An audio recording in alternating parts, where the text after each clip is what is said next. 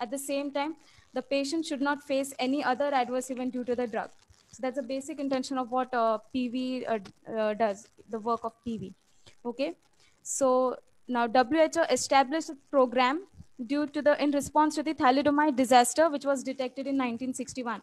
Now you guys might be aware that thalidomide disaster was one of the major disasters seen, which was this drug was given to treat morning sickness in pregnant ladies, and the effect was not seen that time, but when they gave birth to the child, it was the children were detected with phocomelia, so that's shortened limbs and arms. So that's the problem which was related. After that, it was uh, it was very much necessary to check whether what other adverse events a drug could cause. So that was a major indication that what we have to monitor and why is it necessary to monitor. Okay, so the aim is to enhance patient care and patient safety in relation to the use of medicine, and to support public health programs by providing reliable or balanced information. So next I will take you to the basic terminologies what we are seeing into pharmacovigilance. Okay, so first we have to see from where are we getting the reporting sources. Now, whenever we'll be working into PV, so our first step will be into processing cases, that is individual case safety reports. Just like how we visit a physician and we give all our info regarding what has happened to us and what all drugs we had taken. It's the same way we are giving a report in which we share our experiences after having that drug. Okay, so the basic terminologies I would be briefing all about is reporting sources. Now, from where all we can get those sources or information. Okay, so we have two types of it, that's spontaneous and solicited. Now spontaneous could be anything, like for example social media. Anyone could report on WhatsApp or Facebook or anywhere else, on the newspaper, TV, wherein they can say, okay, this drug has caused this much of pain or any problem. So this is what reporting of social media is. Then litigation are file cases which are court filings. Okay, for example, people in US and all, they do this because if anything, if they've got any trouble with the drug or any trouble which is caused because of the drug, so in that time they can even sue the company for this. So those are the litigation cases and we process them too. Also we have literature, the published articles and health authority reports. Okay, so spontaneous is like just like spontaneous report, you just get it in a haphazard manner. It's not constructed info. Okay, so we have to extract info from that. Now when we go to see solicited cases, it's a clinical trial. Okay, we have a complete set of forms wherein we get information in detail regarding the patient, the diseases the patient already has, the underlying diseases, what drugs the patient had taken, and then the rest of the info, that is the adverse event, and also medical records, like when was a patient admitted, what were the lab tests done. So it's all in a structured format we receive in clinical trial cases. Same goes with non-interventional and investigator initiated studies, but they are classified a bit differently. So moving on to adverse events. Now, adverse events is any undesirable experience associated with use of medical product in a patient, which may or may not be causally related to the patient. Now, causally related is a main word over here. Okay, may or may not be. Now, for example, if a patient has taken drug A and he experiences nausea or vomiting, so it could be related to the drug or could not be. So we just can't blame the drug that, okay, after having this drug, we have got nausea. It could be some other underlying medical conditions also, which the person was first facing, which after having the drug, the condition might have got aggravated. So here we have to do a lot of assessment. Sometimes the physicians themselves assess and they report it to us, or else we have to do our own assessment on this. Then we have serious adverse events. Here we have to see whether due to the administration of drug, whether the patient, whether it has caused death or was it life threatening, it required hospitalization, did it cause persistent significant disability, congenital anomaly, and being medically significant. Okay, so now adverse drug reactions. So they are unwanted and harmful reactions experienced following the administration of drug and or combination of drugs. Okay, and these are suspected or to be related to the drug. Okay, so I can give you an example of anti-cancer drugs. Okay, now anti-cancer drugs, the usual side effects we see is diarrhea. Okay, now we know that anti-cancer drugs act on fast proliferating cells. Okay, so there is, we can see alopecia, that is loss of hair. Okay, but also along with that, fast proliferating cells are also seen in the lining of the intestine. So if the lining of the intestine is shed at a faster rate, you're definitely going to experience diarrhea out of it. So it's a main side effect. So this side effect is a type A type of adverse drug reactions. Okay, and you can classify adverse event into type B, that is bizarre reactions, which can be known only when the drug is administered. Other up until then, you won't be able to know what the drug is capable to cause. Okay, so next, we also check the risk factors involved, whether the patient had previous allergies or was a smoker or did alcohol abuse. So these are the basic terms which we come across in day-to-day life while processing a case. Okay, we need patient demographics, seriousness criteria, but to determine whether the case is serious or non-serious. Okay, these classifying into serious or non-serious is very much important because it decides the timeline of the case. Okay, so it's a, every case has a timeline to report it to regulatory authorities. We cannot miss to just not report the case within the stipulated time period. So depending on the seriousness of the case, we are given certain time limit. Okay, the next is causality assessment, which is main. We cannot just term any adverse event related to the drug because it can make or break the drug.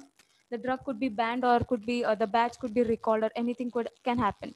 So here, when we are making the causality assessment, it is very much important and necessary to see whether all those adverse events are actually related to the suspect drug or not. Okay, then the labeling and the narrative writing, wherein we summarize the entire information of the patient.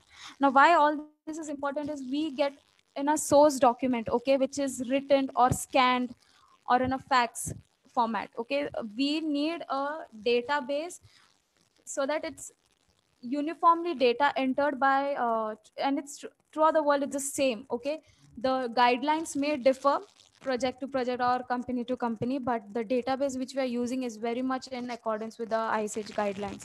So there are many databases like ARIS, Argus. These are the main database which we use in PV, and this is different for different companies and what however they use. One more thing which I've missed to enter here is Medra. We use a Medra dictionary for coding adverse events. Now, Medra is medical dictionary for regulatory activities. Okay, so what is the need of a medical dictionary? So over here, it's just like it's a unified method, and it assists in sharing information that is in union with all the countries. For example, you can take Excel sheet as an example. Okay, now when you are entering time, you can enter it either in a 12-hour format or a 24-hour format. Okay, so now for example, I need to take a data of time. I'll add filter and I'll say, okay, I need to see how much of the reports I've got at 1 o'clock. Okay, so whenever we are entering the time, we'll definitely see it's in a 12-hour format. If suppose in between we enter in a 24-hour format and we report it as 13 hours. Okay, so when we apply the filter, only wherein we have entered 1 o'clock will be filtered, but the 13 hours, it's same 1 o'clock, but it won't be filtered whenever we apply filter in Excel sheet. Same goes with the adverse events. Okay, whenever we people report in slang languages too. Like if we get reports from US or any other place, they report the adverse events in slang language, or they use typical idioms. So we have to carefully judge what is the actual condition, and then we have to do the coding of it. So the coding ensures uniformity, that okay, headache is the, for example, headache is the cause, headache is caused because of the suspect drug. So this is the basic overview of what Medra is. So Medra is very vast, and it's the best thing we can use for coding, and it simplifies a lot of things in case processing. Okay, and what so I would like to brief you all about the key aspects in PV. Okay, so ICSR, which I've said, that's the basic thing which we are doing and anyone else will do at an entry level, that is individual case safety reports. You will be only dealing with a single patient. Okay, and the reporting will be the reporting too will be only for the single patient, so it is on a per person basis. Okay, so the next part goes to aggregate reports, that is PSUR, DSUR. That's all. Here we are processing, we are looking into one ICSR, there will be looking into hundreds and thousands of ICSR, so we there won't be a count. Okay, it's just monitoring of the cases or overall cases. Then we have risk management, then we have signal detection, pharmacovigilance, audits and inspections. These are all the departments in PV. Half of them which even we don't know, and it's mostly done into core pharma and we don't get to see it here in MNCs. Okay, so main in aggregate reports what we get to see is risk benefit profiling of the drug. Now what is this, a risk benefit profiling? For example, suppose we have a cough syrup. Okay, a cough syrup, for example, with drug A. Okay, so it shows a milder reaction. For example, we say rashes, the side effects or the adverse event of consuming that syrup. Now, whenever, for example, there's also a cough syrup being developed, generic one, with the same with other drug. Okay, saying that okay, it's much more better at curing cough, but at the same time, if it's giving you a side effect of, for example, say hair loss, hair fall, definitely you will prefer drug A over B. Okay, you will just for curing your cough or something, you won't do this at expense of hair loss.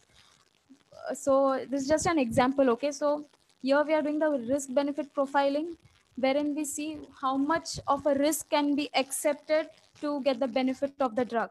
Okay, so there are many things. For example, to treat diabetes also, there's a drug which can be only given at a life threatening condition, but it also comes with a black box warning that after more usage of more than 8 months or so, it could cause some type of cancer. So yeah, we have to be very careful in how is the drug being used, and what is the overall profiling of the drug. Okay, so here's the basic overview which I gave of PV, the day to day working of how we are working as an into ICSR. So yeah, this is the basic aspects of PV I have covered. So the next which I'll be telling you is how is the work culture here in PV. It's it's a prolonged, it's a deadline driven job. Okay, so we have specific deadlines per day which we have to meet. So it's you cannot just push your work to some other day or so. You have to complete within the stipulated time period. Okay, so there may be shifts, you may have to work in shifts. Okay, then it's prolonged hours of sitting. This is something which you'll have to see and choose your career wisely, because in case you're mostly you like to work in lab environment, or you like more of traveling or moving around, so definitely this type of job won't be suitable to you, because it requires prolonged hours of sitting, and definitely it's a computer based work. So 9 hours or 10 hours you will have to be glued to the computer. Okay, so yeah, this is the basic overview which I had to give. So you guys can ask any questions if you have.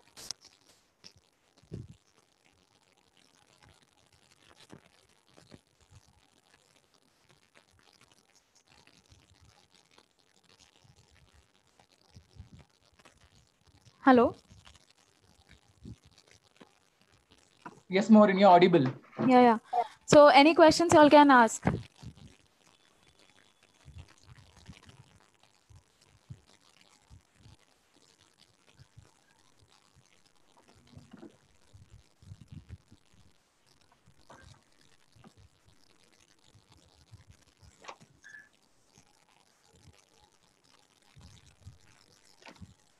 Just a second, Maureen. Yeah.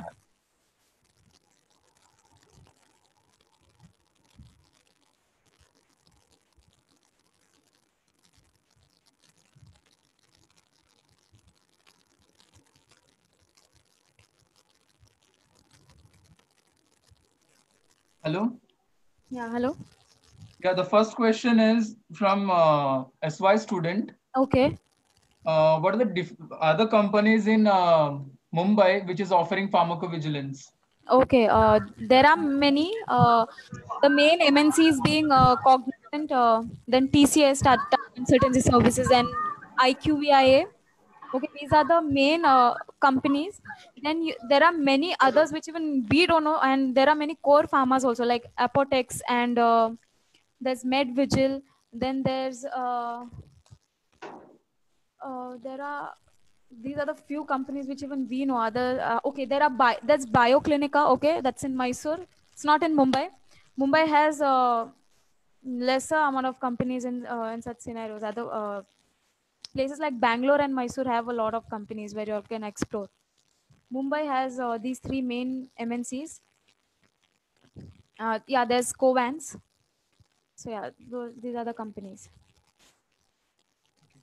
The next question is, what is the growth in pharmacovigilance sector? Growth wise, I can say, yeah, there's a lot of scope, but in recent times, I feel this field is a lot more saturated. And yeah, any fresher can actually get this job easily, okay? Because the interviews and all are not that tough for PV. It can be easily cracked, okay? Because basic questions interviewer will ask is on this pharmacology, which the graduates will be definitely having the topic fresh in mind when they graduate after fourth year. So yeah, and then um, I'm sorry, Jagan, can you please say the question again? Sorry. Can you please repeat the question again? The question is, what is the growth in pharmacovigilance sector? Yeah. So now in these times, there's automation to coming up. That is, the fields which we are data entering are already being filled and coming up through the electronic data. So there's automation also. So there is less amount of human work required, whereas artificial intelligence is doing much of the thing. But at the same time, the demand is there. Demand is the same. It's not affected, and there are lots of job opportunities in this. And yes, to get into core pharma companies very difficult for PV, because you all need to have a either you need to have experience in this, or you need to have a very strong reference. So yeah, that's it. Okay. The next question is, do we require pharmacology knowledge to be in pharmacovigilance sector? Yes, definitely. You require this knowledge along with a little bit of clinical research, which definitely fourth year students, I think, have this subject with them. So yeah, basic knowledge of clinical trial and okay, so I'll clear one thing on interviews for this. They won't ask in depth, because PV is not no, okay, PV is a subject also included in for fourth years, I guess, but interviewers don't expect in depth detail, but definitely they require the knowledge of ecology. And it's not like they'll just go on asking any in-depth question, but yeah, random questions. But for even for random questions, you need to be prepared with ecology ecology knowledge. Yeah. The next question is from final year. Okay. Do we like the courses which is available in market for pharmacovigilance? Are they gain additional benefit if we do this course?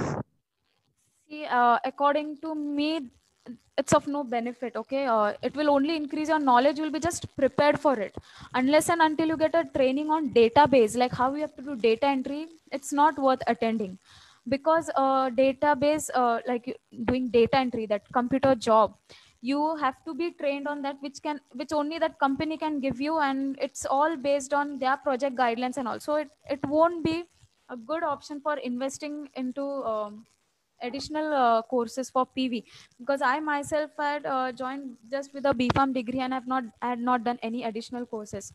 So additional training is not required. But having said that, your ecology knowledge and a bit of clinical research knowledge should be strong. The next question is again the same one. Yeah. Is PG or UG required? What is having a PG or a UG is better to choose a career, PV as a career? Okay, now it all depends on the organization. Now, for example, Cognizant, be it BFAR or MFARM, will give the same pay. This was the condition before. I don't know, but now how has it been updated? But other organization, yeah, they take MFARM into consideration. But there could be some organizations where they do not consider MFARM. They consider BFARM, MFARM as equal, and they give out the same pay or the same designation. So yes, doing an MFARM or MBA or something won't change your designation into PV. Okay, the basic designation you'll get is your data entry job. Only first you have to do data entry job, then you will be promoted to something else. Now, having said that, MPharm people have an upper hand into getting into core pharma. That is the for example, you can say Novartis or Boehringer Ingelheim or other companies which we have here in Mumbai.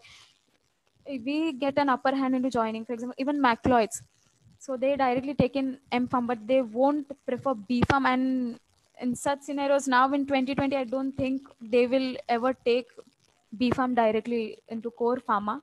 Um, so yeah, for that you require an MPharm.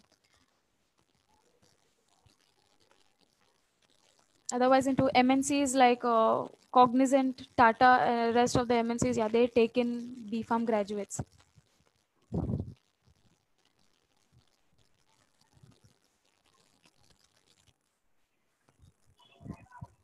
Any more questions? There are no questions now. Okay. Payal ma'am, any question from your side? You got any questions? No. Okay. Okay. I would like to additionally brief about the job description for this, okay, PV. For the fourth year students, I would like to say that you really need to first assess whether you're fit for the job or not, okay? So working into PV is, it requires, it demands time, and also yeah, there are shifts, okay?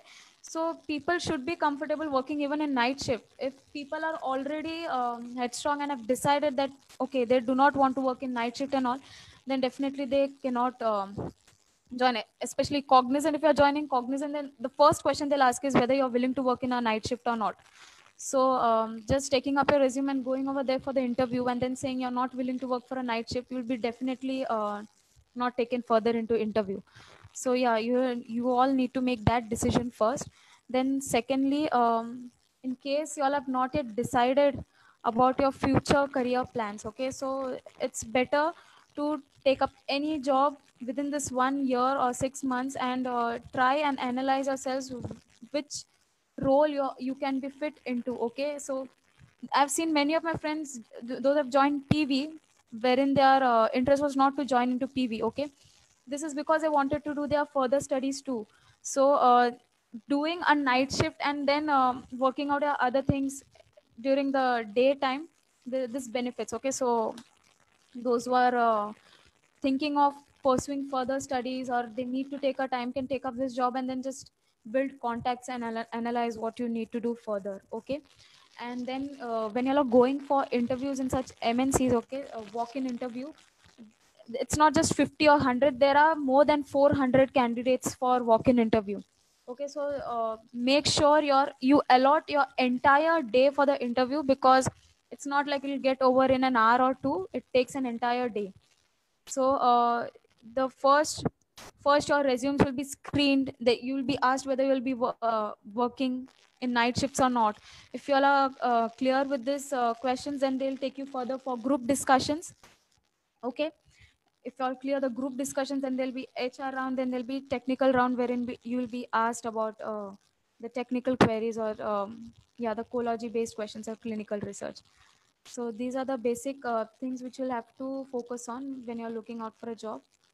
And I would suggest that during this lockdown period, now when you guys have the opportunity, especially the third year and the final year students, to take up online courses wherein you can see and figure out what all other allied courses can help gain knowledge, okay?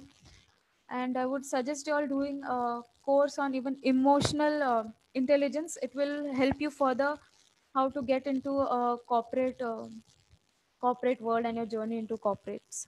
So yeah, that's what I wanted to share. Any more questions, anyone?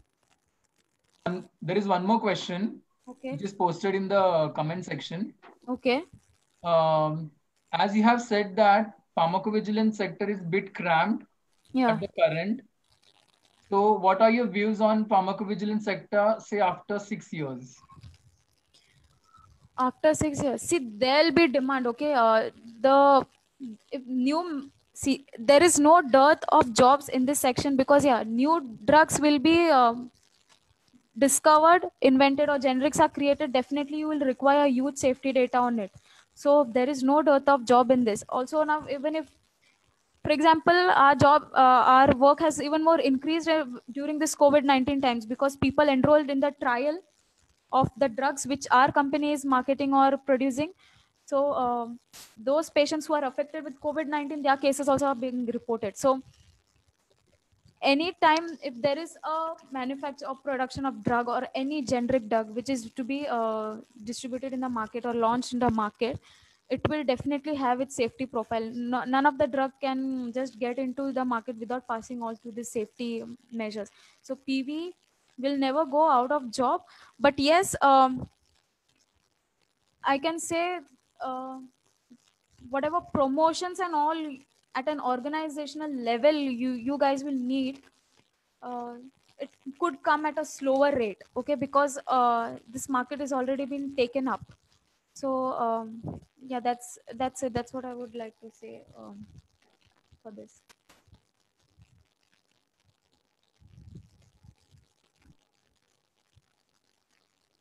Okay, there's one more question.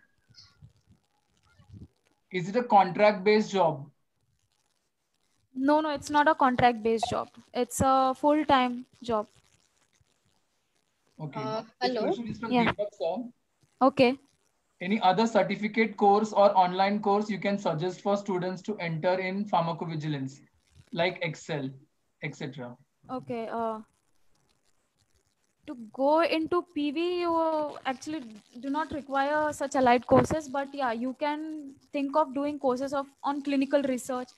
I think so, I don't know about PV. I've not searched online for this. So PV courses also you can get. There are many slides and all, which you just Google up and you will get it. So it's not rocket science on this PV. You'll definitely get a lot of info on this. Courses I can say, Excel and all, yes, you can. In fact, you should do it. But in case you're not looking into making a career into PV, and then you want to look up to rest of the companies or other job profile, then definitely you will need to have this knowledge. And learning Excel will definitely give you an additional benefit. And doing basic courses on diseases and all will help a lot. So yeah, that's it.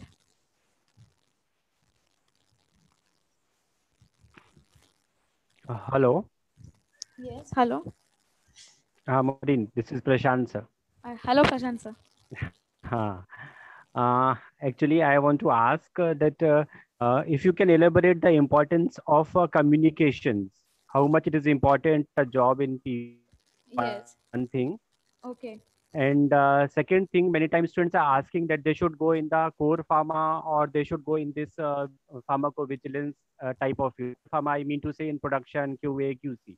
So Okay. if we will see like somebody asked us 6 years down the line or 5 years, Yes. where Yes. you find out like which field will be better if we will talk about future. Okay. A field will be better depends on the interest of the person, and it's not going to change. Okay, because those who want to be into production, RD, and analysis or such courses, so they definitely, I think students would have figured out after the third year internship which we are doing, the 1 month internship.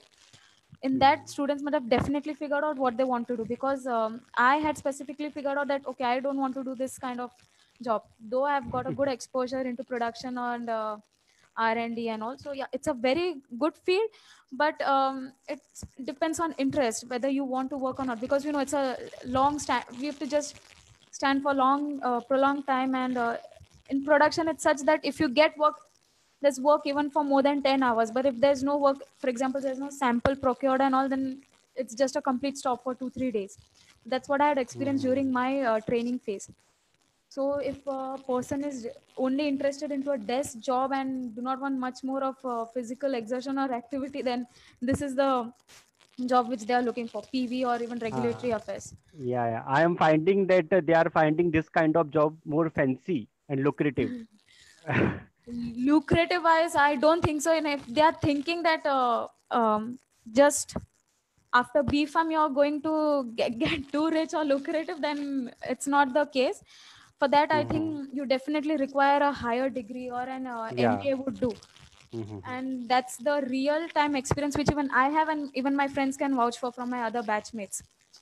We have seen this, okay, and we have all analyzed our career prospects also. So I've definitely got into in depth of this field of this PV job and all other jobs which people are doing. And there are many other jobs which even people won't be aware, but they'll be aware only after taking up a particular job. Now that's what I came to know only after I joined PV, that I came across many colleagues who have left hospital pharmacy or production job and they have joined PV. They've even left marketing jobs and they've joined PV, and they found PV to be relaxing. But those who have started their career in PV find it frustrating and they want to leave out of this. So there is clash of interest in all the fields. So it only depends on a person's interest. And if students are finding this job fancy, then they'll definitely get to know in 6 months of joining PV. So, would you suggest to have a master's and then come and join PV? No. Doing a master's and then coming to PV is I feel it's a no for me, because definitely I've gained much more knowledge and there are much more opportunities open for M Farm than for B Farm. So there's this field which I had briefed on earlier, aggregate reporting. So for that, people specifically prefer M Farm or those who already have an experience. But for example, now even I am trying into aggregate reporting, but they're not considering me, even though I have 3.8 experience of PV, because they already want me to know, me to have an experience into aggregate. But this is not something which all organization or companies just directly teach you. It's all matter of luck and opportunity. If they have that demand that, okay, we just need people and you are just readily available for the job, having an experience of PV, then definitely they'll take up for aggregate. Otherwise, there's no chance to get into aggregate reporting. Hello, Hello. Maureen, it's Deepak, sir. Yeah, hi Deepak sir. Yeah, actually, I just want to know whether your degree matters to for your promotion or not. Means UG and PG. If you have PG and you have UG. Okay. No. Your degree never matters for a promotion thing and all at all. Your experience matters, sir. Yeah, experience. Your experience and even your conduct. See, even if you're good at communication and all, definitely you will be recognized, and then you will definitely be given those opportunities which you can handle. Now, for example, my journey into PV, I never thought I'll go on to become a trainer at Cognizant. So this was because I really had a good grip of knowledge on whatever was being taught or given, provided during my training days into PV. So people who will be really serious at that time and will gain knowledge will definitely have an upper hand in whatever process they are doing and can definitely go further. So this all things matter, and yes, communication skills matter the most. And there are many courses available, and I think students should do few of the communication courses to upgrade their skills. This will be very much in need into corporate. Maureen, there is one more question. Yes. He's an alumni. He's having 2 years of experience into production. Okay. And now he is thinking to switch his job into pharmacovigilance. Okay. So will his experience will be considered? Experience, I don't think so it will be considered, and it depends on organizational level. So I would suggest that person should actually try for IQVIA or Covance for that matter. They might give an additional higher pay, but other, I don't think so. Cognizant and all will consider production to be of an experience into PV, because it's not at all related. So he has to start as a fresher? Yes, he will have to start as a fresher. If he has an MPharm degree, maybe it could help, but it's a very rare scenario. Okay.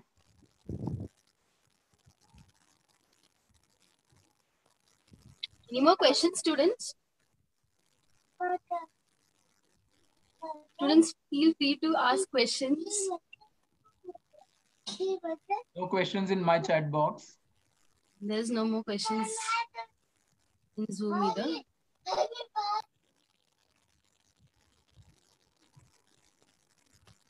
All right then. We would end the session. I would like to thank our today's speaker, Ms. Maureen, for her valuable insight and sharing her experience in the field of PV. The session was planned quite long back with the final year students, but we could not conduct it due to known reasons. I would also take this opportunity to thank on behalf of our principal, Dr. Savita Tauro. Ma'am is watching the session, but due to her, as she's traveling, due to some connectivity issues, she could not connect. Okay.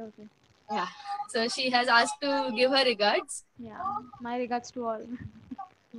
I believe that our students would have got an overview of how pharmacovigilance could be a career option. Yes. Again, thanks for the sparing your time and giving a session for the students. Yeah.